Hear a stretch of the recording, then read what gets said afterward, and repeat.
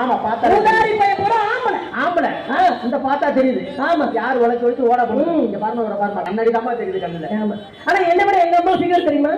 என்ன விட எங்க அம்மா சூப்பர் ஃபிகர். அப்படியாம்மா? அதனால சொன்னதை கேட்டா ஆமா என்ன 110 பேர் பொண்ணு பார்க்க வந்தாங்க.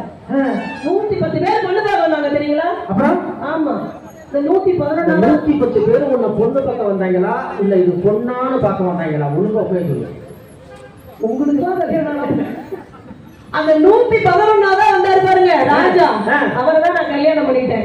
ஏன் தெரியுங்களா? வந்தவங்களுக்கு பூரா எங்க அம்மா பச்சி செஞ்சு கொடுத்தாங்க, காப்பி கொடுத்தாங்க, எல்லாம் பண்ணா. வந்தவங்க பூரா காப்பியை குடிச்சா பச்சியை தின்னா போயிட்டான். ஆனா அந்த 111 வந்தாரு பாருங்க, தங்கம் கோல்டு 26 கிராம் கோல்டு. ராஜா மட்டும்தான் குடிச்ச டம்ளரையும் சாப்பிட்ட பச்சி தட்டையும் விளக்கி வச்சுட்டு போனாரு. பட் அந்த நேர்மை பிடிச்சிருக்கு, அந்த ஆளை பிடிச்சிருக்கா 25 வருஷமா பதவி கொடுத்து வச்சிருக்கேன். நல்லா கை தட்டுங்க. அந்த கோல்டு இருக்கா அரை வச்சிட்டியாமா? அந்த கோல்டு இப்ப வீட்டுல இருக்கா அரை வச்சிட்டியா? வீட்டுல வாங்கிதான் வச்சிருக்கோம். பெண்கள் இல்லாம உலகத்துல எதுவுமே கிடையாதுங்க. வாழ்க்கையினுடைய மகிழ்ச்சிக்கு போறோம். இவர் என்னங்க தீர்ப்பு சொல்றது? உலகத்தையே காக்கக்கூடிய மும்மூர்த்திகள் சிவன் பிரம்மா விஷ்ணு சொல்றாங்க. அந்த மும்மூர்த்திகளே பெண்களுக்கு முழு அதிகாரம் கொடுத்துட்டாங்க. இன்னைக்கு நம்ம மத்திய அரசுகிட்டையும் மாநில அரசுகிட்டையும் 32% கெஞ்சிட்டு இருக்கிறோம்.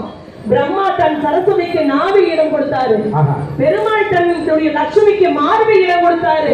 அதுக்கும் ஒரு படி போய் சிவன் தன் உடம்பில் பாதியை சக்திக்கு கொடுத்திருக்காருன்னா அவங்களே பெண்களுக்கு கொடுத்தாங்க. ஆனாகி பெண்ணாகி நின்றானவன் அவன்